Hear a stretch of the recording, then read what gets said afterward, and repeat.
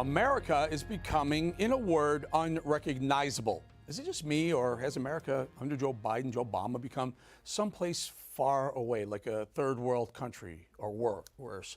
A once prosperous country is now in horrific economic decline. A once rule of law respecting country has deteriorated into a crime-ridden hellscape with scenes like those out of a post-apocalyptic movie. Biden's America looks more like that post-apocalyptic film Road Warrior or Mad Max than the America we know, or should I say the America we knew. Crime is becoming so common on our TV screens, we're becoming numb to the scenes, we're becoming desensitized. Have we allowed this to happen, and how and why? Well, I blame it on the squad, who are front and center calling for the police to be defunded, racist, calling anyone who backed the blue as bigoted and racist. Here's a supercut.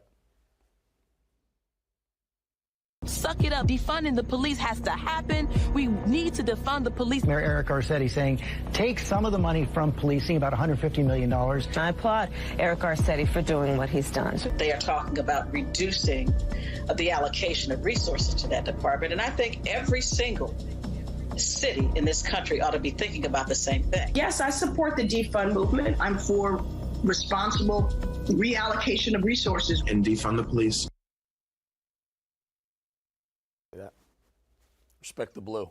We should have seen the future then, but again, as a predominantly white society, we were too afraid of being called racist to push back on the train wreck we all saw coming. So scenes of crime piled on top of scenes of grime, because as the left's loudest mouthpieces screeched at us, if you don't allow the homeless junkies to do what they want on Main Street, USA, well, you're a bad person too.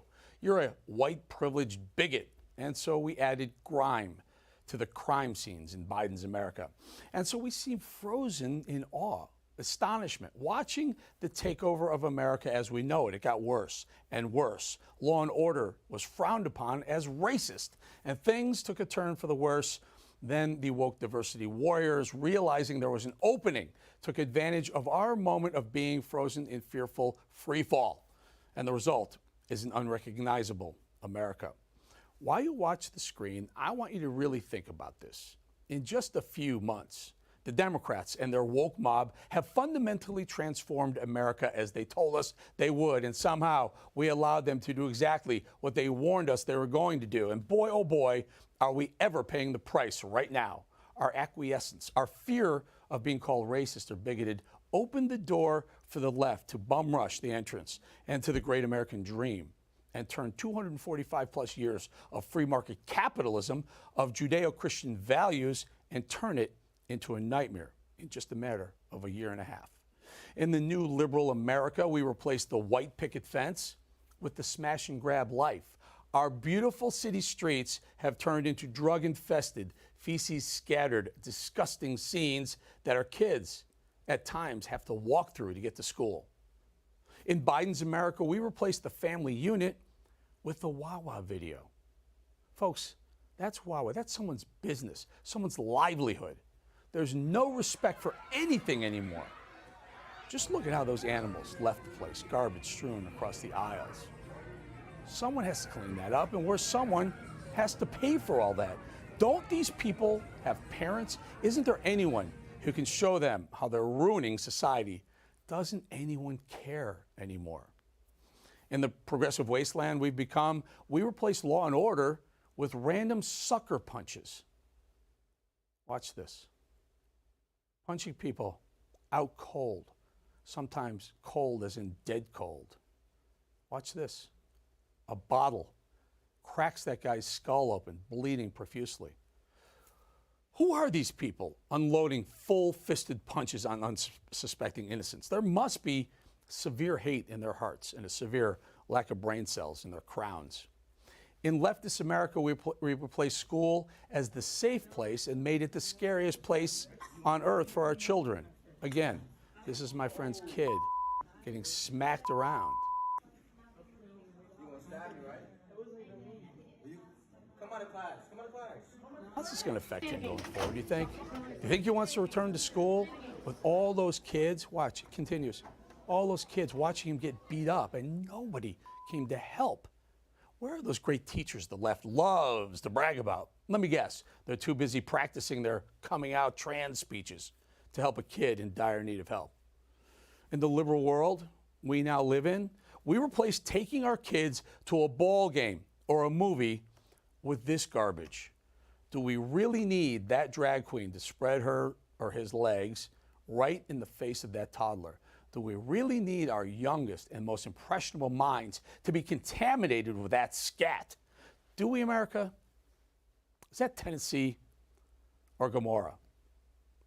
I need to correct something I showed you yesterday. When I showed you this video from a subway station near JFK Airport in New York, I erroneously said the thug was beating that poor defenseless dude laying there. I was wrong.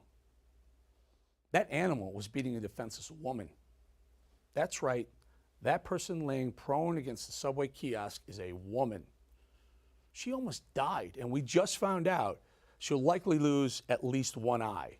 That's what we're being told. And get this, that low-life animal has a rap sheet a mile long. At 14 years old, that guy right there murdered his foster mom. You can't get much lower than murdering your foster parents, folks. Again, where are we, America or some biblically awful place?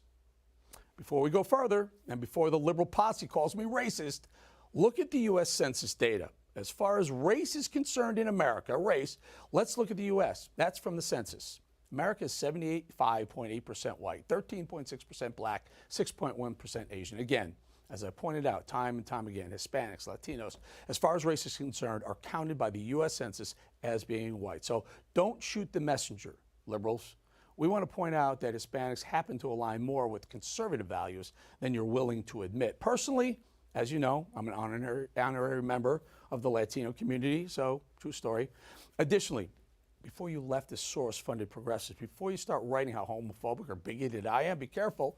I've been on TV for 2 decades, always a libertarian, don't care what any adult prefers as a lifestyle, but I draw the line, as we all should, when adults' behavior right there is thrust on young kids.